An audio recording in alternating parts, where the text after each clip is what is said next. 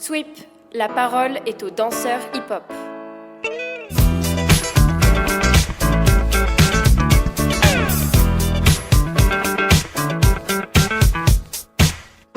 Yo yo yo Roudia Touré, comment ça va?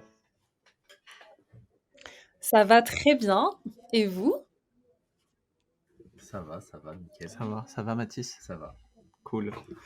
Avant de démarrer, Yes. bienvenue à ceux qui nous rejoignent sur le podcast Sweep. Donc, on souhaite la bienvenue à tout le monde et on rappelle à ceux qui nous rejoignent juste sur cet épisode peut-être que le podcast est disponible sur Spotify, sur Apple Premium, sur Deezer et sur YouTube. Donc voilà. On est très content d'être avec toi, Roudia, et peut-être que pour démarrer la conversation, tu peux simplement te présenter. Oui, alors mon nom est Roudia, nom de famille Touré. Je suis danseuse. Je vis à Dakar au Sénégal. C'est là où j'ai ma base, c'est là où je suis née, j'ai grandi. Dans une famille métissée franco-sénégalaise. Donc, j'ai passé mon enfance au Sénégal, j'ai vécu quelques années en France et je suis retournée au Sénégal à la recherche de quelque chose que j'ai peut-être redécouvert en chemin. Mais voilà, je suis danseuse. Je travaille actuellement en particulier avec deux compagnies. La première, c'est la compagnie La Mer Noire, qui est une compagnie collective qu'on a fondée à 4 danseurs, interprètes et chorégraphes, qui est basée aussi à Dakar, au Sénégal. Et la deuxième, c'est la compagnie Kilai, avec qui je travaille pour le spectacle Anyway, qui passe en ce moment en France aussi. Et à côté de ça, j'ai aussi mes projets personnels, ma vie personnelle de danseuse. Je fais partie d'une association qui s'appelle Magando à Dakar, au Sénégal, et je travaille actuellement sur une création personnelle. Et voilà, après, c'est les battles, etc. Hmm. Là, actuellement, t'es au Sénégal? Non, là, on s'appelle Je suis en France. On a joué Anyway il y a quelques jours et on a une autre représentation le 22 mars. Après ça, je rentrerai au Sénégal. D'accord. Il y a un léger décalage entre les moments où on reçoit ta voix et où on répond, mais c'est pas grave, on va faire avec ce petit décalage-là. Ok. Euh, du coup, tu disais que t'es dans deux compagnies, donc la compagnie qui est la tienne, en tout cas avec les trois autres membres de la compagnie collective de la Mer Noire, et du coup celle, celle de Kilai, donc dont Sandrine Moufassa est la chorégraphe. Ça veut dire que ta vie, pour faire gros, c'est faire des allers-retours entre le Sénégal et la France tout le temps? Exactement, c'est ma vie. Yes. Donc c'est ça. Ben déjà, comme je l'ai précisé au début, j'ai grandi dans une famille assez métissée. Ma mère est franco-sénégalaise, elle est née en France. Moi, je suis née, j'ai grandi au Sénégal, mais la France n'était pas un territoire inconnu. Donc, je connais quand même la France. Il y a un milieu de danse où j'ai aussi grandi en tant que danseuse, si je puis dire. Donc là, concrètement, depuis quelques temps, je fais énormément d'allers-retours pour travailler sur ces différents projets. Après, j'en ai aussi dans d'autres pays, mais c'est principalement France et Sénégal. Mais c'est aussi donc mes racines. C'est aussi mes attaches, donc j'ai le pied entre les deux. Et en France, je suis accompagnée par la compagnie Artrac, qui est basée à Lille, dans le Nord, qui m'accompagne aussi sur une nouvelle création personnelle que je suis en train d'écrire. Donc, effectivement, j'ai beaucoup d'allers-retours dans les jambes. Et donc pour parler de maintenant, t'as dit deux fois le mot personnel, euh, c'est-à-dire t'es en train de créer un solo? Non, c'est pas un solo, mais c'est vrai que j'utilise l'appellation personnelle pour, la séparer du travail qu'on fait avec La Mer Noire, puisqu'on est une compagnie collective et on a créé la compagnie sur cette base. La Mer Noire, c'est, moi-même, Dexter, Pierre Claver Belleka, Kirsner Tsengudinga et Alioune Sow. On a créé cette compagnie-là en 2017 et On a 2 spectacles, sur lesquels on a travaillé qui ont été créés au Sénégal particulièrement.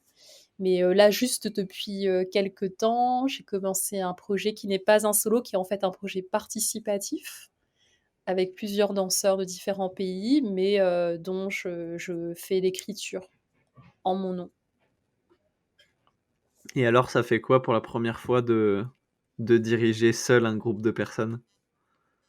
J'en apprends énormément sur moi-même. Je pense que c'est un énorme travail sur moi-même.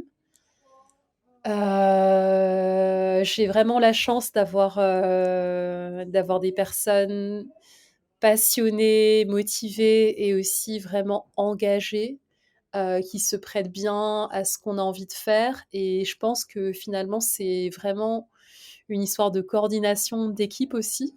J'aime me dire que je travaille entourée de talents et que j'aimerais juste servir à ce que chacun de ces talents soit au maximum de lui-même. Donc, pour moi, le processus, il est vraiment participatif et inclusif et il est basé sur une intelligence collective. C'est parce qu'on a la somme de toutes nos idées qu'on va à un certain endroit. Après, bien sûr, il faut faire des choix et donc ça demande, du temps, de l'engagement, de la réflexion et tout ça. Mais donc pour moi, c'est lié. On est seuls et on est ensemble. Tu dis que c'est un travail sur toi-même. Est-ce que tu aurais des exemples de choses qui te font dire que c'est un travail sur toi-même? Oui, je pense que concrètement, avoir, du monde devant soi dans une salle, ça demande beaucoup d'attention, ça demande de faire, attention aux détails pour que l'atmosphère et pour que le travail, il se passe dans des conditions qui permettent d'aller explorer certaines choses et ça tient qu'à un fil.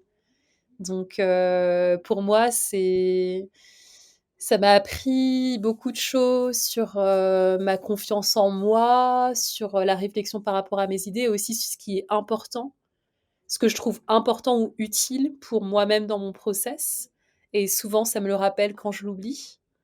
Là, par exemple, on était en salle et à bien des moments, je me suis rappelé, ben, la force de l'improvisation, tu vois? Par exemple, j'avais oublié ça.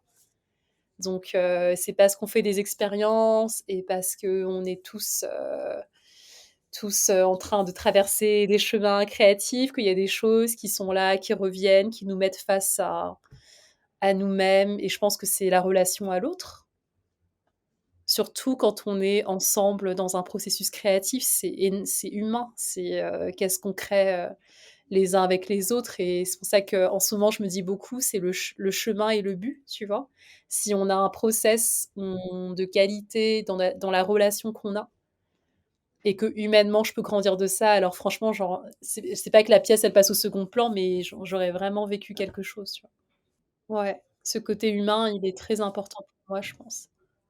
C'est toujours un peu particulier de parler d'un processus quand on est en plein dedans et là, tu nous expliquais juste avant de démarrer l'interview que c'était le sujet était chaud dans le sens où tu étais en train d'y réfléchir, plongé dedans parce que là, tu es pendant la résidence, si je dis pas de bêtises.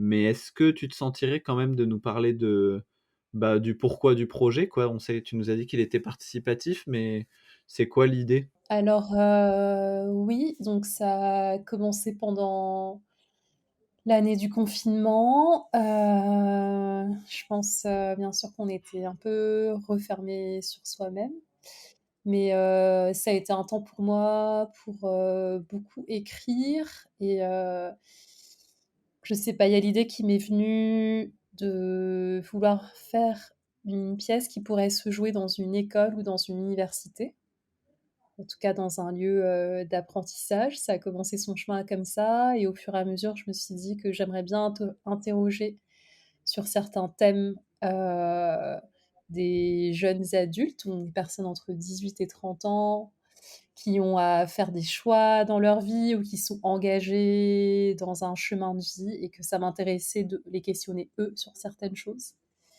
et que ça m'intéressait aussi de les questionner à différents endroits. Donc concrètement, J'ai échangé avec beaucoup de danseurs au Sénégal qui sont les danseurs dont je suis entourée au quotidien. Des danseurs, émergents qui arrivent sur le chemin de la danse et qui sont hyper, talentueux. On a fait pas mal d'ateliers et de recherches et d'échanges comme ça et c'était clair pour moi que j'avais vraiment envie qu'on monte tous sur scène et voilà, avant le confinement, j'ai passé aussi beaucoup de temps au Canada. J'ai reçu une bourse en 2018 pour pendant 2 ans, observer au travail une chorégraphe qui s'appelle Crystal Pite, qui est basée à Vancouver et j'ai tissé des liens avec les danseurs de sa compagnie qui ont une formation de danse professionnelle. J'ai, donné des cours là-bas et je me suis rapprochée des élèves et du coup, je voulais vraiment faire ce lien entre le Sénégal, le Canada et la France aussi sur certaines questions. Donc, je pense que dès le départ, le processus, inclusif ou en tout cas participatif, il était là très fort parce que j'avais envie que ça soit un forum, cette pièce, et une arène pour qu'on puisse vraiment échanger des idées et qu'il y ait vraiment quelque chose autour de la notion de débat. Donc voilà, c'était un peu les idées premières et c'est ce qui continue à me pousser aujourd'hui. C'est-à-dire observer. Qu'est-ce que tu faisais concrètement? Tu juste assis dans la Euh, salle et tu la regardais faire ou? En fait, j'ai eu une bourse pour tout simplement passer du temps avec elle. Donc, elle était au travail sur, pas mal de choses. Moi, j'étais au travail avec, la mer Noire aussi, mais ça a été des années entre guillemets «d'apprentissage» dans le sens où je la rejoignais dans ses créations, dans ses résidences, soit avec sa compagnie, soit dans des ballets comme, l'Opéra de Paris, enfin un peu partout et j'avais l'occasion de l'observer bosser, de rejoindre aussi, certaines partitions chorégraphiques qu'elle apprenait, au groupe de danseurs et aussi d'échanger avec elle. Donc vraiment, passer du temps avec elle, à échanger sur, mes projets, ce que je faisais et à apprendre en fait, en étant auprès d'elle et en la voyant au travail concrètement sur la création de ses pièces. C'est pour ceux qui nous écoutent, je ne sais pas si tout le monde a la référence de qui est Crystal Pite, mais c'est quand même assez incroyable d'avoir 2 ans proche d'une personne si emblématique qu'elle pour apprendre. Est-ce que tu peux un petit peu nous planter le décor, nous dire bah, qui elle est, ce qu'elle représente dans le milieu? Bien sûr. Alors, déjà, ça m'est tombé dessus, par, la grâce de Dieu là. En fait, j'ai bénéficié d'une bourse, venant d'une fondation qui est la fondation de Rolex. Ils ont une fondation pour, les arts dans plusieurs disciplines artistiques, la musique, la littérature, l'architecture et en fait, chaque 2 ans, ils proposent à un jeune artiste dans le monde d'être, en contact avec un «mentor» entre guillemets et ben, j'ai eu la chance, en tout cas pour la danse, de l'avoir cette année-là et j'étais pas forcément familière du travail, de Crystal Pite, mais ce que je peux juste, en tout cas, vraiment dire, c'est que humainement parlant, c'est une personne extraordinaire, hem, enfin dédiée, passionnée à son travail, mais aussi avec une très grande humanité, une grande curiosité pour les choses. On a vraiment échangé, sur énormément de choses et moi qui venais vraiment du monde du hip-hop, c'était tout nouveau pour moi de rentrer, voilà, à l'Opéra de Paris, de voir comment ces structures-là, elles sont organisées, comment elles fonctionnent et aussi voir comment dans le corps ça se passe, à leur niveau et on a énormément échangé. Je pense qu'elle représente, beaucoup aussi par le fait que c'est une femme créatrice qui gère, des grands ballets avec énormément de monde, qui a une énorme discipline, au travail et surtout beaucoup de talent à mon avis, partagé. C'était vraiment une expérience de vie, aussi de pouvoir échanger avec elle sur différentes problématiques, de voir aussi ce que ça peut représenter, la création à des échelles qui sont beaucoup plus grandes que celles que je connaissais aussi avant, à grande échelle et dans des lieux comme ça. Et surtout aussi, rencontrer les personnes qui l'entourent, donc les danseurs de sa compagnie aussi, qui sont extraordinaire, enfin les artistes aussi dont elle est entourée. Donc je pense que c'était multidimensionnel, c'était elle et puis l'écosystème aussi autour d'elle. À Vancouver, c'est un pays, enfin, au Canada, Vancouver, c'est une ville super intéressante entre la mer et la montagne. Il y a quelque chose de très stable. Il y a un espace de travail là-bas. On était toujours bien accueillis. Et ouais, des danseurs qui sont vraiment dédiés et qui ont. En fait, j'ai trouvé beaucoup de choses dans le corps aussi qui me venaient à moi du hip-hop et que je retrouvais dans sa pratique à elle. Donc ça a été un autre lien de façon assez surprenante parce que du coup, tous les gens nous disaient ah voilà, une danseuse hip-hop du Sénégal et à côté chorégraphe canadienne et tout. Mais en fait, on a trouvé aussi beaucoup de points communs dans la façon de bouger, dans la façon de regarder le corps et tout. Pour moi, c'est une danseuse hip-hop de ouf, je te jure. Donc voilà en quelques mots. Et aujourd'hui, quand tu vois la Roudia d'aujourd'hui en train de danser, la Roudia de avant ce projet avec Crystal Pike, est-ce que tu vois une grande différence ou c'est plus, on va dire, dans la sensation en interne que Je pense que cette expérience-là, elle a été forte, mais elle est arrivée à un moment où je vivais aussi des choses extraordinaires avec la mer Noire. J'en ai vécu aussi extraordinaire avec le projet de Sandrine, et je pense qu'aujourd'hui, si je me pose et que je regarde, c'est vraiment un combiné de tout ça.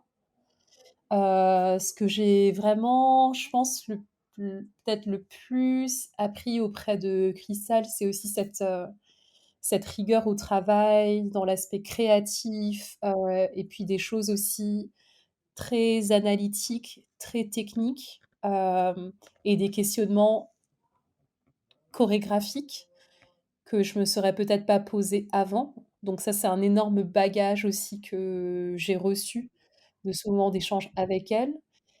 Si je me regarde en train de danser, je sais que j'ai énormément appris de sa façon d'isoler le corps ou sa précision dans les détails de ce qui se passe.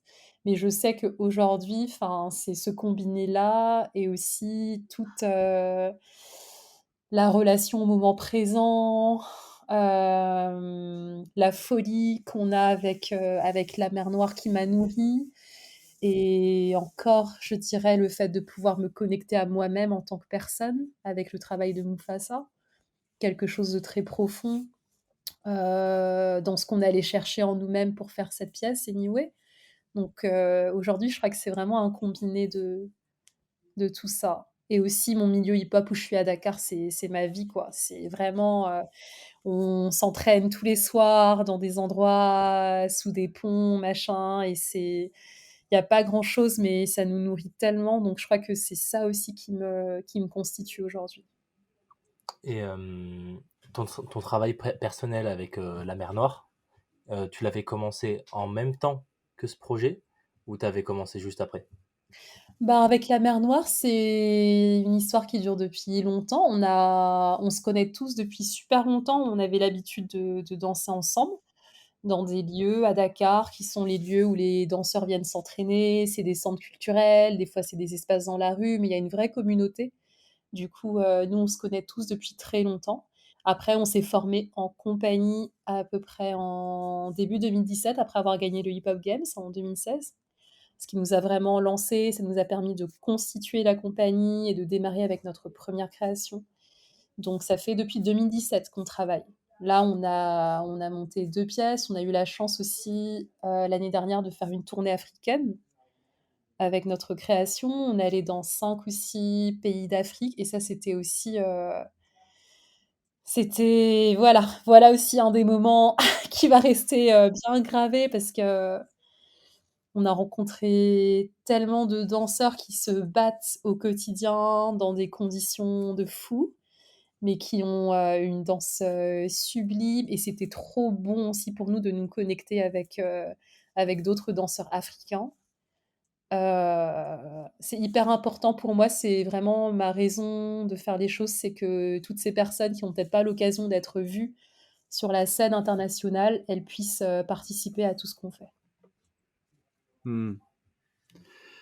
J'avais une discussion, j'ai oublié j'ai oublié son nom, avec un chorégraphe africain, et je me rappelle plus non plus de son pays d'origine, mais qui me disait que la culture à l'international, de la danse, mais aussi des autres arts africains, euh, mettait malheureusement, entre guillemets, un peu trop le zoom des fois sur les arts déjà passés, qui sont des arts historiques, des arts ethniques, alors qu'aujourd'hui, il y a des tas d'artistes, que ce soit des peintres, des danseurs, assez incroyables, mais sur qui le zoom est très peu mis. Euh, Est-ce que tu confirmes, et quel regard pour toi Mmh, il y a sur ces choses-là? je pense qu'il y a un mélange de beaucoup de choses et qu'il y a clairement, quelque chose qui a toujours été là et qui a toujours, été probablement mis en avant. Donc c'est ce qu'il expliquait aussi, c'était les arts traditionnels, les danses traditionnelles africaines, dans les différents pays. Ça, c'est des choses qui ont déjà beaucoup circulé dans le monde. Des personnes donnent des cours, il y a des spectacles aussi qui ont circulé sur ça. Donc oui, quand on pense à l'Afrique, je pense que forcément, donc il y a ce bagage-là qui ressort. Mais je pense que il y a quand même beaucoup de plateformes ou d'événements, de festivals ou de théâtres qui s'intéressent en fait à l'Afrique contemporaine, qui savent qu'il y a un truc qui se passe en Afrique, il y a une vraie émergence dynamique et surtout une vraie force de parole en fait, des artistes africains aujourd'hui. Après, c'est très dur de tout mettre dans le même panier parce que c'est extrêmement différent ce qui se passe en Afrique Bien francophone, sûr. ce qui se passe en Afrique anglophone, ce qui se passe au Maghreb et tout. Donc, c'est pas, on a beaucoup d'enjeux communs, mais c'est pas les mêmes réalités partout. Je pense que ce qui ferait une vraie différence, c'est attaquer des sujets vraiment comme les sujets des visas, des sujets sur la mobilité des artistes africains, parce que même s'ils explosent, ils sont toujours pas forcément aptes à voyager, à aller participer. C'est économiquement parlant, c'est hyper cher. Et aussi, surtout depuis le Covid, la politique au niveau des visas, elle est très dure. Donc, personne n'arrive à avoir des papiers pour voyager. Moi, j'ai de la chance que j'ai la double nationalité, mais ça n'a pas été le cas de beaucoup de monde.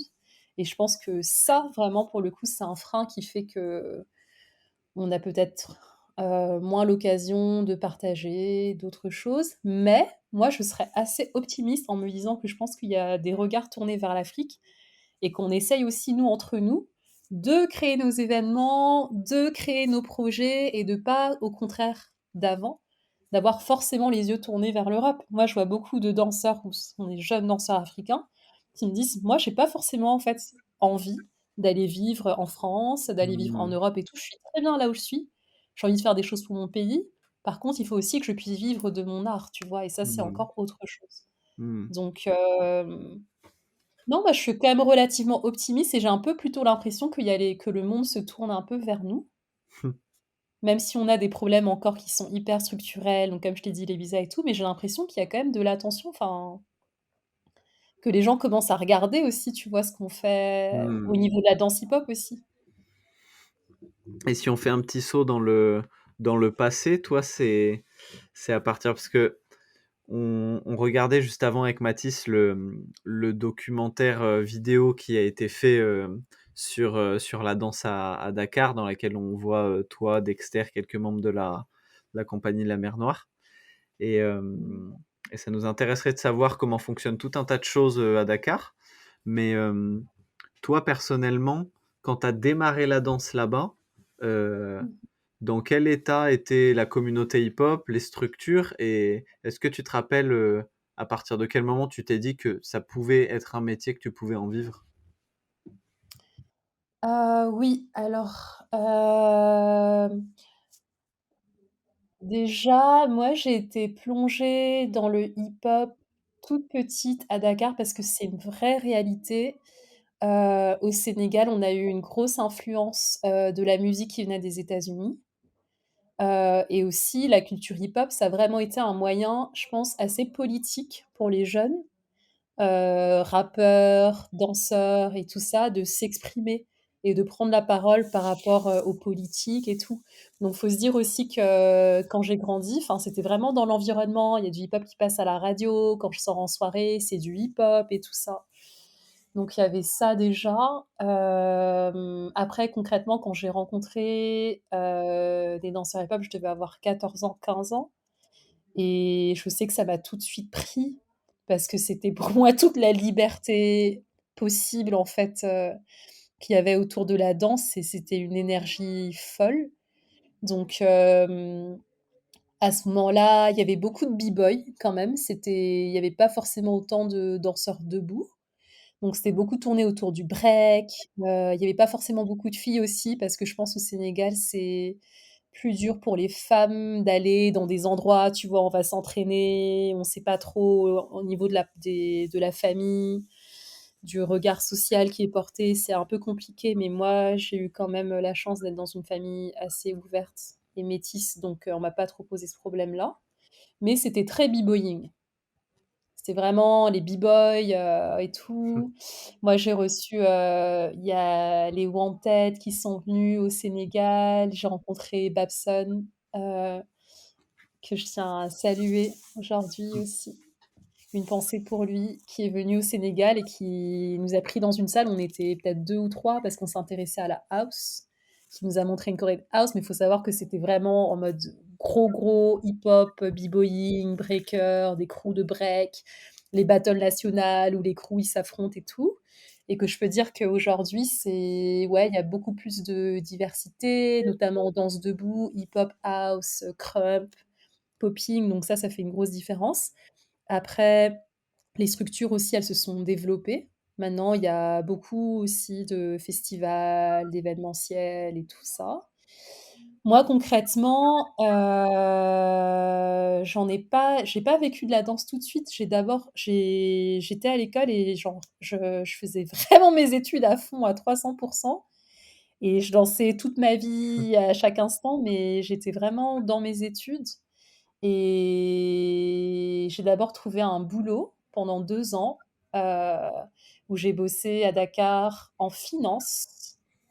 Donc j'allais voir des projets et on devait faire, des prêts pour des projets, d'agriculture et tout ça, donc j'ai fait ça, en fait et je dansais à 3000 à côté. Je m'entraînais, j'avais, voilà, des liens avec différents crews en Europe et tout ça et j'ai vraiment décidé non, j'ai pas décidé, c'est juste venu à moi au fur et à mesure, par la force des choses.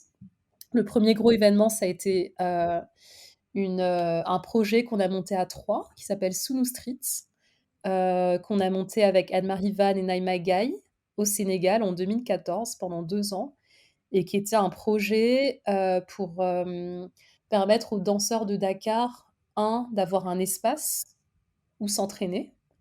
Donc on est allé dans un centre culturel qui avait, une salle un peu désaffectée, on l'a retapé et du coup ça s'est transformé en espace de vie pour les danseurs et en deuxième temps, il y avait une formation qu'on a organisée, on a fait venir, Romuald Prisolier, Joseph Go, Clara Bajado entre 2014 et 2016 pour former, des danseurs qu'on a auditionnés dans tout le Sénégal. Et le troisième volet de ce projet, c'était de montrer les résultats de tout ça, aux familles, à l'environnement et conscientiser un peu au niveau de la danse. Donc ça, c'est venu, par la force des choses à moi et j'ai réalisé que petit à petit, je me détachais de ce monde, professionnel et que j'avais pas vraiment considéré d'en faire, un métier, mais que c'était juste là, trop fort dans mon cœur jusqu'au jour où j'ai démissionné. Et par la force des choses, la compagnie La Mer Noire est née aussi après, à la suite de ça. Donc là, pour le coup, voilà, j'ai juste avancé dans le chemin qui commençait à s'ouvrir devant moi. Et ce projet de formation des jeunes du Sénégal, est-ce que c'est un projet qui existe toujours ou c'était quelque chose d'éphémère? C'était un projet de 2 ans. On a eu un financement pendant 2 ans, de l'Union européenne pour monter ce projet et du coup, voilà, c'était un projet en 2 ans qui s'est terminé en 2016. Ok. Et c'est avec l'association Magando? Non, ça c'est différent. Ce projet-là, il était, enfin, on l'a porté toutes les 3 avec, Naïma et Nash et on l'a porté via la structure, de l'association RAF parce qu'on avait besoin d'une structure. Elle a donné naissance après à l'association Sunu Street, donc l'association qui portait le projet. Magando, c'est arrivé, bien plus tard. Plusieurs années après, Mmh. enfin, j'ai réalisé qu'il fallait quand même avoir, une sorte de structure pour continuer à avoir des activités au Sénégal, des ateliers et tout et qu'en fait, si tu as pas de structure, administrative ou associative, c'est un peu dur toujours de faire les choses. Donc on a créé l'association Magando, beaucoup plus récemment avec, ma binôme Mariam Dicko qui est aussi, au Sénégal et on pour l'instant, on fait juste, des stages à l'échelle locale, mais on aimerait beaucoup pouvoir, avoir un espace, un vrai espace. Donc, une sorte parmi tous les projets que tu nous cites là, une se u un des projets principaux pour le futur, ce serait de créer un lieu à Dakar, du coup? Exactement, OK. c'est ça. Ouais, je sais pas si ça sera à Dakar, mais enfin, je sais en tout cas que enfin, j'ai la conviction, moi, à titre personnel, que dès qu'on crée un espace et que ça soit un espace physique ou un espace, moral ou digital, on laisse la place à des choses qui peuvent se former, des événements qui peuvent naître et tout. Donc concrètement, nous, on a vraiment besoin, en fait, d'un espace physique aujourd'hui Mmh à mh, mmh. Dakar pour pouvoir faire nos activités et que ça soit dans Dakar ou hors de Dakar, ça va se faire, ça va se construire, j'espère. Dans le documentaire L'appel à la danse, on voit cet espace, dans Dakar. À un moment donné, la caméra, arrive dans un lieu où on a l'impression qu'à la fois ce lieu fait office de salle de sport, d'entraînement et on a l'impression qu'il se passe tout un tas de trucs. Ce lieu-là, c'est quoi? Et est-ce que c'est ce lieu-là, pour l'instant, le lieu principal, de développement culturel et communautaire? Alors ce lieu, ça s'appelle le CLAC et ce lieu, c'est un centre, de quartier. On en a 2 à Dakar principalement où les danseurs se réunissent. Il y a le centre culturel Blaise Senghor qui est un centre beaucoup plus grand où il y a aussi des événements, des battles et tout ça qui se passe. Mais ce que tu as vu dans le documentaire, c'est un centre, de quartier où les gens viennent faire du sport. Ils viennent faire des arts martiaux, ils viennent faire de la gym et tout et au milieu de tout ça, il y a un petit carré de béton, de ciment où les danseurs viennent s'entraîner depuis des lustres et où beaucoup de danseurs de Dakar sont nés de la danse, de s'entraîner là-bas en fait. Donc il y a pas grand-chose quand on met nos speakers, il y a 50 000 décibels autour de nous parce qu'il y a plein de choses qui se passent. Mais c'est vraiment un lieu de rassemblement et c'est vraiment un lieu d'entraînement pur et dur. Moi, je me suis entraînée là-bas, avec la Mer Noire, on s'est beaucoup entraîné là-bas, on a préparé le Hip Hop Games là-bas, on s'entraînait là-bas tous les soirs et c'est un lieu de rassemblement, en fait. Les b-boys sont là, les crumpers sont là dans un coin intact, ça échange après, ça part en cercle et tout, chacun s'entraîne. C'est pour ça que tu es si musical, c'est qu'au milieu de l'activité du sport, des arts martiaux, avec la petite enceinte, tu as pris l'habitude de tendre l'oreille pour, pour écouter, du Ouais, mieux je crois qu'on possible, a le ouais. son. Obligé pour s'entraîner et en fait, en vous parlant, je réalise que c'est beaucoup d'entraînement, en fait, à Dakar. Genre, vraiment, il y a des trainings presque tous les soirs, enfin, du lundi, au samedi, dans plein de styles différents et que du coup, la communauté, elle circule beaucoup par ça. C'est beaucoup d'heures d'entraînement, en réalité.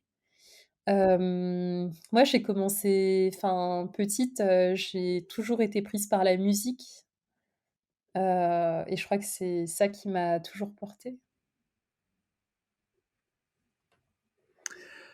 Ton lieu, le lieu que vous aimeriez créer, hem, dans tes rêves les plus fous, si on se prend un peu à rêver, tu l'imagines comment? Waouh, ça c'est une bonne question. Déjà, de quelle couleur J'imagine seront peints les murs? alors, je vois du noir et du orange. Je le vois pas forcément très propre et très clean, je le vois proche de la terre, pour qu'on soit assez ancré et je vois surtout qu'il a été fait avec patience et avec amour et que même s'il arrive pas là dans quelques mois et qu'il met du temps à arriver, je sens que chaque pierre de ce lieu, elle a été importante. Je le vois avec plein d'empreintes, des danseurs qui sont passés, qui ont laissé quelque chose sur les murs. Je vois même quelque chose d'assez graphique, peints, collés. J'aimerais bien que les murs, ils soient porteurs de messages et que du coup, en voyant ça, on se rappelle aussi pourquoi on est là. Donc, qu'il y ait des rêves un peu partout sur les murs et qu'il y ait peut-être beaucoup de fenêtres aussi, pour qu'on puisse donner sur la rue et pour que les gens de Ouais. l'extérieur voient ce qui se passe. Parce qu'il se passerait quoi dans ce lieu? Ça ferait se croiser quel genre de personnes? Alors, déjà, je pense que ça transpirerait à fond du matin au soir, j'espère et je crois surtout que ça croiserait, ben, les gens qui l'ont construit, les danseurs de la ville, mais que ça pourrait être très ouvert à d'autres arts aussi, enfin, à comment la danse peut se connecter avec, d'autres arts, que ce soit la musique, les arts plastiques. Je verrais aussi beaucoup dans ce lieu qu'on invite des personnes à venir, des personnes pas forcément danseuses, mais qu'on puisse, y tenir, des moments de rencontre, des moments avec, des personnes où on peut échanger sur ce que c'est un corps qui danse. Et voilà, je verrais des artistes et des pas que des artistes, enfin un peu tout un chacun, quoi. Mais des personnes qui travaillent vraiment à instaurer un esprit autour de ce lieu et qu'il fonctionne parce qu'on y met tous du nôtre, tu vois? J'aime bien toutes ces idées de, voilà, tac, on a une salle, on en prend tous soin. Tu tu fais le ménage dans ta salle, le lendemain, c'est quelqu'un d'autre. Tu sais que tu as mis du cœur dans cet espace, donc tu le protèges aussi et tu y mets une vibe vraiment positive. Ça sera le rêve. Et on invite aussi, vraiment, les danseurs, de partout. Je voudrais qu'ils viennent et qu'on échange et que ça soit un lieu où on peut se poser et se raconter ce qu'on est en train de découvrir par rapport à la danse, ensemble. Et sur ce travail de création d'un lieu, est-ce que tu as déjà commencé à te renseigner sur comment créer ce lieu ou pas du tout et pour le moment c'est qu'une idée et Hem, Bah, je suis pas toute seule, on y pense, avec, Mariam, avec les membres de l'association. On a commencé par beaucoup de travail de brainstorming déjà sur notre rêve ou notre vision, ce qu'on a envie de faire et ça, je pense que c'est super intéressant de croiser, tout ce qu'on peut avoir comme idée. En ce moment, on en est à l'étape du rêve. Mais on se projette dans le sens où on s'est construit, un arbre de vie, c'est-à-dire une sorte de chemin où on passe, de nos racines et de nos rêves à construire progressivement les étapes pour aller jusque-là. Je pense qu'il y a un milliard de possibilités, c'est-à-dire entre investir un lieu qui existe déjà et juste récupérer un espace et le retaper, en faire, quelque chose. C'est très bien. Pouvoir aussi construire notre propre espace, ça serait encore idéal. Il y a certainement encore plein d'idées. Peut-être être itinérant aussi au début, c'est-à-dire occuper plusieurs espaces différents en attendant d'avoir, quelque chose de concret. Mais, c'est franchement, c'est quelque chose de passionnant d'avoir son espace à soi aussi. Mmh. Ouais. Quand je t'entends parler de toutes les initiatives que vous avez, avec et la compagnie et les différentes structures et l'association que vous avez avec les femmes dont tu parles, je me demande quel regard tu as, toi, quand tu arrives en France, dans tous tes allers-retours, Sénégal-France et que tu vois toutes les infrastructures qu'on a qui, à la fois sont géniales, mais à la fois, sont compliquées et à la fois, on a plein de possibilités et à la fois, en t'entendant parler, j'ai l'impression qu'on fait moins de choses que toi, des fois, en France avec les infrastructures qu'on a. Quel regard, toi, tu as, quand tu viens en Mmh. France? Écoute, je pense pas que enfin, je pense que ça se vaut. J'adore être en France aussi et avoir, vraiment la sensation qu'on m'accueille en tant qu'artiste, que j'ai pas besoin de prouver ou de quémander, que j'ai besoin d'un espace parce qu'il y a des espaces pour ça. Donc ça, c'est vraiment hyper agréable. Ça fait du bien Mmh. de se dire qu'on est dans des bonnes conditions et que c'est aussi considéré. la façon dont l'artiste travaille. En création, en répétition, on met des espaces à disposition, on a du matériel à disposition, c'est là et c'est un fait.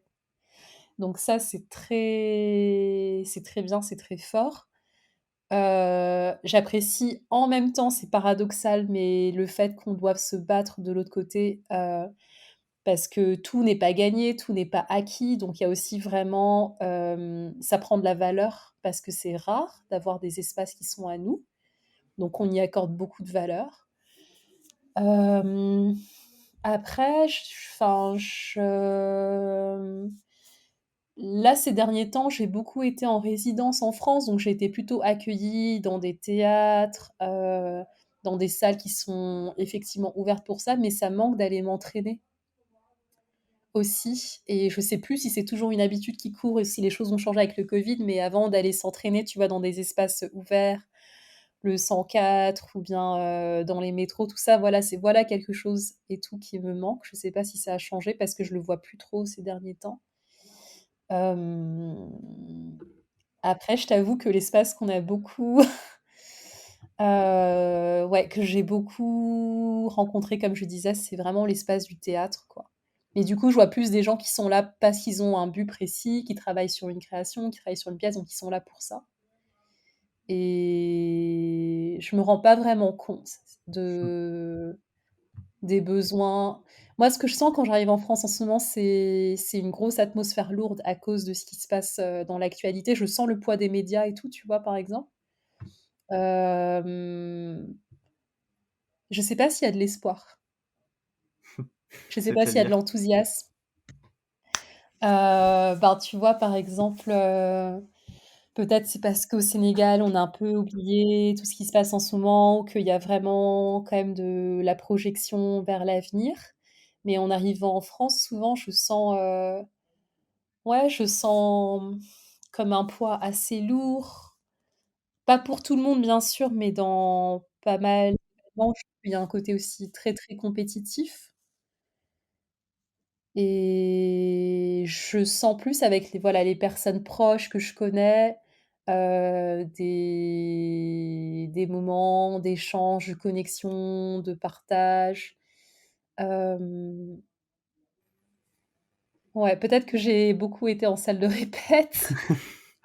Non, mais c'est intéressant par rapport aux salles de répète. J'ai envie de te Ouais. poser une autre question sans rentrer dans une comparaison France-Sénégal. C'est pas non plus le but, mais c'est cool d'avoir ta vision des deux vu que tu fais l'aller-retour.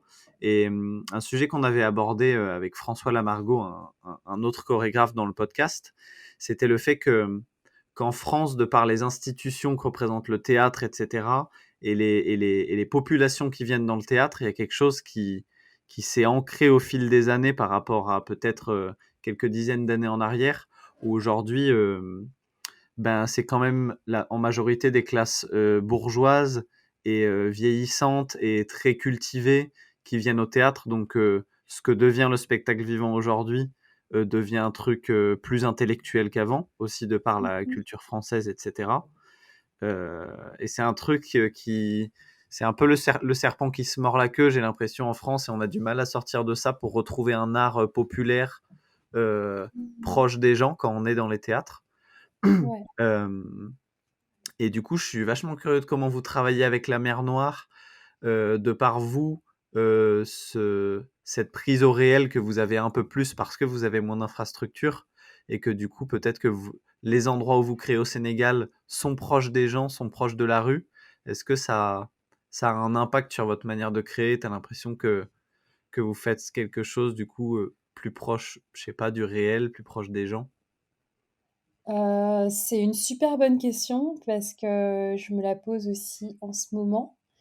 Je pense que depuis quelque temps, en tout cas moi, à titre personnel, genre j'ai toujours adoré la scène et l'espace du théâtre parce que bien sûr c'est magique et qu'il y a une magie qui s'installe dans le fait aussi d'être, dans un lieu qui est accueilli pour ça, où il y a du silence, enfin, où il y a une écoute, où il y a des lumières, enfin il y a toute la magie qu'on peut créer et par laquelle on peut s'évader aussi. Donc ça a toujours été important, mais en tout cas, à titre personnel, depuis un moment, j'ai l'impression que j'aimerais vraiment jouer au contact le plus proche possible de la vie et des gens. Et aussi je pense que tout le monde a besoin de voir des spectacles, qu'on soit, bourgeois ou machin, enfin, on en a tous besoin, mais j'ai l'impression qu'on peut étendre et du coup vraiment démultiplier, la force de frappe qu'on peut avoir en sortant des lieux traditionnels. Donc et faire du spectacle en théâtre et faire du spectacle ailleurs, dans d'autres lieux et je trouve qu'en fait, il y a beaucoup d'opportunités pour ça. En Afrique, là, avec la mer Noire, nous, on a beaucoup joué sur scène, parce que c'était les débuts de la compagnie, qu'on avait aussi besoin de poser cette empreinte et tout. Mais on s'est aussi beaucoup intéressé à ce que ça veut dire d'aller jouer, le spectacle, déjà, par exemple, dans des centres de quartier, des centres culturels où, du coup, c'est vraiment les populations des quartiers qui viennent voir parce qu'elles ont accès au théâtre, enfin, à la scène à un prix déjà beaucoup moins élevé et que c'est déjà des espaces où il y a une vie de quartier. Donc dans la vie de quartier, il y a aussi l'art et du coup, parce on va discuter avec elles, c'est elles qui ont c'est avec elles aussi qu'on a le plus peut-être des fois de mal à faire comprendre ce que c'est la place de l'artiste, qu'on peut en faire un métier, etc. Et c'est parce qu'on discute avec elles ou parce qu'elles voient les spectacles qu'on peut avoir l'espoir de changer quelque chose en termes de mentalité. Mmh. Donc je pense qu'en Afrique, c'est important. On a une tradition aussi de théâtre de rue, de performance dans la rue et tout. Maintenant, par rapport à la France, j'ai l'impression qu'il y a énormément d'espace qui pourrait être investi. Je t'ai dit là, par exemple, pour cette pièce, je pense aux écoles. Avec Sandrine, on a joué la pièce, bon, c'était particulier, mais on a joué Anyway en prison. On a joué la pièce aussi de façon réduite dans un espace communautaire qui accueillait des femmes sans abri et tout. Donc, si on veut s'accorder des versions de spectacles qui soient adaptées au théâtre, ou s'accorder aussi des versions de spectacles qui puissent être jouées dans des formats beaucoup plus légers, sans lumière, dans des espaces beaucoup plus réduits, je pense qu'on peut déplacer les spectacles et les faire jouer ailleurs, que ce serait hyper intéressant de rencontrer les gens. Après, comme je dis, je viens beaucoup en France dans des moments de répétition, donc j'imagine aussi Mmh. que ça doit se faire Oui, oui, oui, je dis pas que ça beaucoup. se fait pas du Ouais, tout. OK. Mmh. Mais est-ce que tu disais qu'il y a un manque? Enfin, Ben, je vais pas trop m'étendre sur mon avis puisque c'est plutôt, ton interview, mais c'est que ouais. moi de ma petite expérience personnelle, en tout cas, je ressens assez fort, l'intellectualisation de l'art en France et le fait Mmh mh. que la force de frappe, en fait, par rapport aux infrastructures qu'on a, est souvent faible et qu'il y a beaucoup de travail pour des spectacles qui finalement atteignent pas grand monde, au bout du compte, j'ai l'impression. Donc c'était Mmh. plus, partant de là, je me demandais comment c'était pensé, de votre côté, mais tu as répondu à la question. OK. En ce moment, je dois me dire aussi que c'est bizarre. J'ai l'impression, par exemple avec ce nouveau travail, que je m'attache pas tant que ça au résultat final. Enfin, si, bien sûr, on s'attache toujours au résultat final, hem, mais que, genre, je sais pas, j'ai la conviction qu'il pourrait prendre n'importe quelle forme, mais que le processus lui-même, il est déjà tellement riche que, voilà, rien que dans ce processus, il y a quelque chose d'important qui se passe et par contre, moi, ce qui me manque, c'est d'échanger avec plus de personnes sur les processus de comment elles créent et de vraiment savoir: «OK, comment ça s'est passé? Comment vous êtes arrivés à ça? Mmh. Ça a commencé où? Ça s'est traduit comment? Qu'est-ce qui s'est passé en chemin?» Enfin, tu vois? De vraiment avoir un espace où poser ces questions-là, sur le process. Je sais que en France, il y a quelque chose qui se fait beaucoup, c'est que quand il y a une compagnie qui est en tournée, des fois quand elle arrive sur un lieu ou qu'on accueille une compagnie en résidence, il y a souvent un petit travail de médiation qui se fait où la compagnie va donner des cours, par exemple pour des enfants, ou va faire une conférence, enfin plein de trucs dans ce genre-là qui peuvent arriver. Est-ce que c'est quelque chose aussi qui se passe, vous, avec la mer Noire, au Sénégal ou pas du tout? Oui, carrément, parce que pour nous, on a vraiment eu la vocation de monter sur scène, mais aussi vraiment de partager.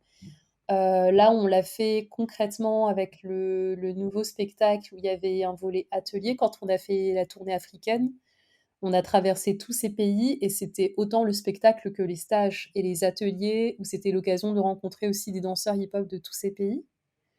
On est allé au Togo, au Niger, au Gabon, en Mauritanie. Et à chaque fois, les ateliers, c'est vraiment le cœur. Enfin, c'est un des plus beaux moments, je trouve, de la tournée parce que ouais, les connexions, elles sont profondes avec les danseurs qui vivent aussi la même chose dans leur pays. C'est des moments où ils peuvent vraiment aussi parler.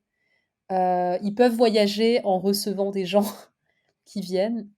Donc, nous, ça a toujours fait partie de notre ADN. Là, on a fait un projet aussi il y a quelques mois qu'on appelait Hip Hop et compagnie.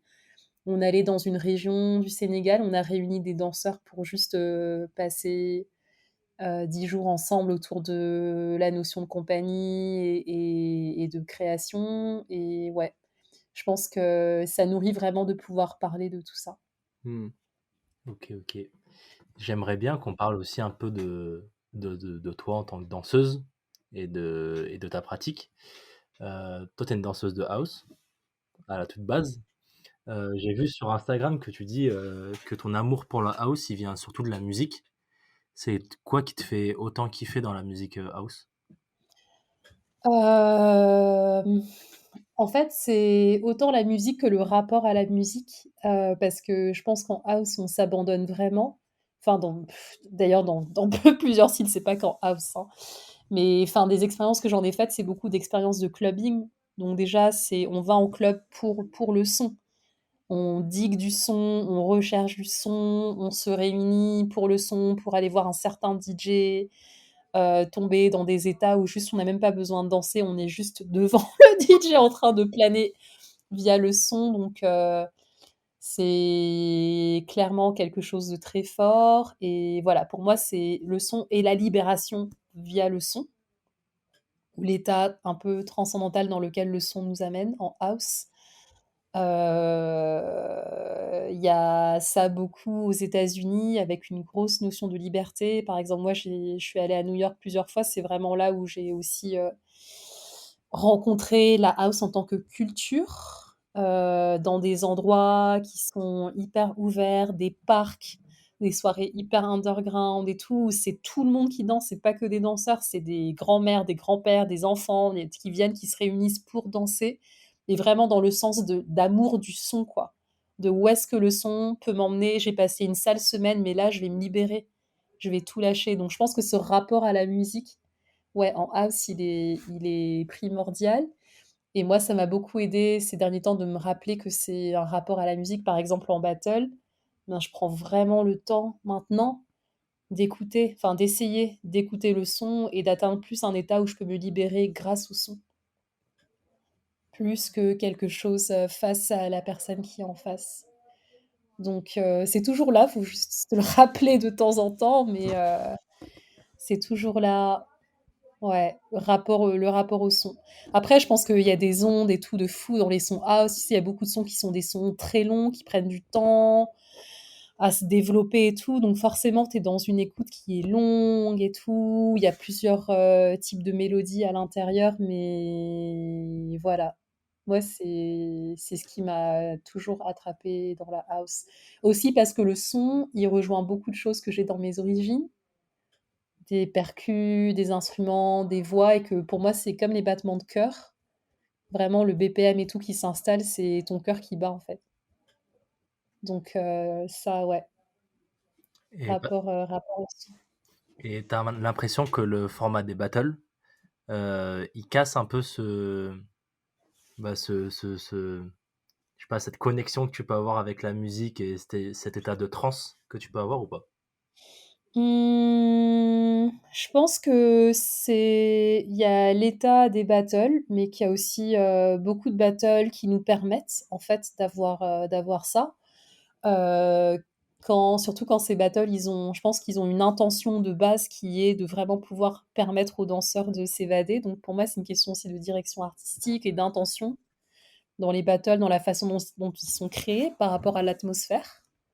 Tu vois, la qualité du son, la qualité de la musique, la vibe qu'on entretient avec tout le monde. Donc il y a ça peut nous emmener. Après, je pense que c'est un rapport aussi personnel et qu'avec le temps, je me suis dit, ben, quel que soit le battle et tout, enfin, c'est aussi, ça vient de moi d'y mettre un regard ou de me mettre dans une certaine vibe pour l'apprécier pour ce que c'est, Hmm. quel que soit le résultat du battle. Mais je pense que personnellement, ça devient de plus en plus un moment où je me dis que l'exercice du battle, c'est un vrai exercice de connexion à soi-même et aux autres, mais qu'il y a vraiment quelque chose à rechercher en étant à 100% présent. Hmm. Tu vois, c'est ça le gros fight et tout, être 100% présent, être 300% dans le kiff du moment présent, dans ce que tu peux donner et être là, quoi, tu vois. Et donc, du coup, ça me porte plus maintenant en battle que la rivalité. Même s'il y a quelque chose aussi de très fort, des fois, tu peux juste pas, il y a une adrénaline et tout, parce qu'il y a une énergie qui se crée, et c'est trop beau aussi, la personne avec qui tu danses, qu'elle dégage, l'échange qui se crée entre vous, ça c'est magique. Donc c'est un combiné de plusieurs choses. Et ça se passe ou ça se passe pas, mais il y a toujours quelque chose qui se passe, je pense.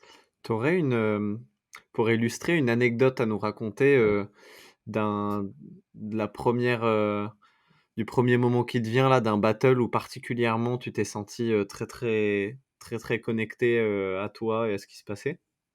Ouais, ben clairement, je vais prendre l'exemple du Summer Dance, Forever. Mais surtout dans la magie de la connexion avec les femmes qui étaient présentes là dans la salle et aussi de la connexion avec ce qui se passait au même moment chez moi au Sénégal. Et l'anecdote, elle s'est découpée un peu en deux. La première, c'était que au moment d'arriver en demi-finale, on a levé la tête et on s'est regardé, moi, Alessia et Marie-Kay, donc 3 danseuses de house et voilà, vraiment des sœurs et qui ont enfin, on a toutes eu une histoire différente avec la house et on s'est toutes vraiment tapées pour en arriver là et juste ce moment où on a juste relevé la tête, on s'est regardées et on s'est toutes prises dans nos bras et que la salle autour a juste nous a accompagnés. C'était vraiment un moment magique et c'était hyper magique parce que pour moi, au même moment, dans notre espace à Dakar, il y avait un gros workshop de crump et je savais que tout le monde était en train de danser. Donc c'était juste vraiment conjonction d'énergie et le fait de danser aussi pour des personnes qui sont plus là aujourd'hui. Donc voilà, je crois que ça fait partie des moments magiques. Et du coup, c'est certainement très humain. Hmm. Ouais. On va rester sur l'événement Summer Dance. Je crois que la dernière édition, tu l'as gagnée en house, ou je me trompe. Yes. Tu étais C'était tombé l'été contre dernier. Wesley. Et Ouais. j'ai l'impression qu'il y a eu une grosse connexion entre toi et lui, que c'était assez riche en émotions ce moment. Il représente quoi pour toi, Wesley? Alors je dois dire que c'est la construction de tout ce qui s'est passé avant parce qu'on était en plus petit cercle cette année et aussi on se retrouvait après 2 ans à ne pas avoir fait d'événements comme ça, donc il y avait vraiment aussi une dimension de retrouvailles et de célébration. C'était vraiment genre une fête et du coup chaque battle, mais pas juste des miens ou de tout ce qui se passait, c'était une construction. Et du coup, ça nous emmenait tous à chaque fois dans des états où on prenait vraiment du plaisir. Donc ça, c'était assez festif. Et du coup, je pense qu'arriver à la finale, en fait, c'était le kiff. Wesley, je l'ai rencontré quand j'ai fait une fois le Juste Debout à Amsterdam. Et je me dis, putain, c'est un bête de danseur. On ne s'était pas forcément revus. Mais il y a eu beaucoup d'honnêteté, je crois, genre de ouais, d'honnêteté. On se disait, voilà, on arrivait au dernier moment et on s'amuse, en fait. Voilà. Et c'était cool parce que c'était un échange dans dans ce que chacun avait de plus vrai aussi parce qu'on était fatigués. Tu sais, quand tu arrives à la fin et tu es obligé de lâcher prise, ouais, parce qu'en fait, ta fatigue te dit: «Bah, voilà, tu vas être juste honnête avec le moment. Tu es fatigué, tu es fatigué, tu es stressé, tu te sens en puissance, tu te sens en puissance. Tout ce qui arrive, voilà, tu le prends, comme ça vient». Donc je pense qu'on était un peu dans cet état-là. Hmm. Donc c'était beaucoup de joie, en fait, en vrai. On approche de la fin de la conversation. Il y a un sujet que j'ai envie d'aborder. Je sais pas comment poser la question justement, mais quand je te vois danser et quand j'ai regardé le documentaire et j'ai revu aussi il y a pas longtemps un passage de Dexter, I Love This Dance, le fameux passage, je suis frappé par la dimension, alors il y aurait plein de mots à poser, mais spirituelle ou symbolique ou dans dans ce que tu as l'air de mettre dans ta danse au moment où tu es en train de danser, là où tout le monde, quand il danse, vit une expérience différente. Hem, Toi, quand tu danses, quelle place le spirituel, ou peu importe le mot qu'on pose dessus, prend dans le moment où tu te mets en mouvement? Hem, je pense que ces derniers temps, je crois m'être plongée vraiment plus moi-même dans les expériences humaines que je vivais grâce à la danse. Hem, le fait, on a donné des ateliers au centre pénitentiaire avec Mouf pour la création de Anyway, la tournée africaine ou juste que je vis au quotidien à Dakar, ça me donne des moments de danse, qui sont vraiment enfin, qui me connectent à quelque chose, qui est connecté à la vie et j'essaie de me rappeler de ça, du coup, autant que possible. Alors c'est pas forcément possible tout le temps, ça l'est même pas du tout le temps, mais quand j'en ai besoin, j'essaye de convoquer ça et de sentir, ces personnes encore autour de moi en train de m'accompagner à danser et particulièrement là, ces derniers temps, j'ai l'impression que, danser avec sa faiblesse, en fait, est super puissant. Danser, dans les moments où on n'est pas en grande puissance, et ça vient convoquer quelque chose et danser aussi dans les moments où on a mal, où on a du mal à s'accepter, où, qu'on n'est pas forcément bien avec soi-même, ça donne aussi une force à la danse de transcender ça. Donc c'est juste des choses que j'essaie de convoquer, mais je pourrais pas dire que dans mon cas, moi, c'est forcément spirituel. Je crois que c'est plutôt le vécu, qui est là. Mais après, je crois que j'essaye de m'abandonner et que ça vient parce que aussi, quand on enrichit notre vocabulaire avec, quelque chose de très technique, on a plus d'occasions de pouvoir s'abandonner encore mieux. Donc c'est des va-et-vient entre des moments hors de ça et des moments dans ça. Mais je pense qu'on les vit tous à notre façon. Eh ben, écoute, Roudia, avant de nous quitter, on a un petit rituel dans Sweep. C'est que la personne qu'on a actuellement peut poser une question au prochain invité qu'on a. Et il se trouve que le prochain invité, c'est Alex the Cage. Donc, tu as le droit de poser une question ou de nous donner un sujet que tu aimerais qu'on aborde avec Alex. Yes! Ça tue. C'est un danseur extraordinaire. C'est un super héros. Alors, mmh, ben, j'aimerais lui poser la question de savoir, c'est quoi pour lui le risque en danse? J'adore. C'est une très bonne question pour lui, je trouve. On parle de s'abandonner et c'est vrai que c'est un danseur.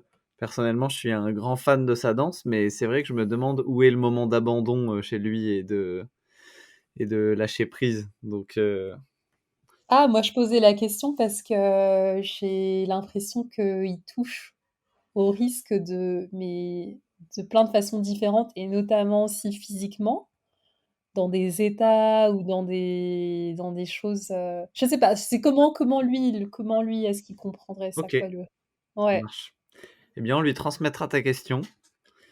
Et, euh, et avant de te dire au revoir, peut-être que tu peux me dire aux gens qui nous écoutent à quel endroit on peut retrouver ton travail ou le travail de la Compagnie de la Mer Noire sur Internet. Bien sûr.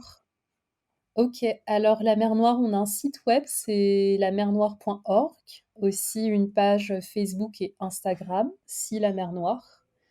Je suis aussi sur Instagram, même si j'ai un peu de retard dans les choses, mais voilà, les réseaux sociaux pour la plupart, et peut-être un site dans quelques temps.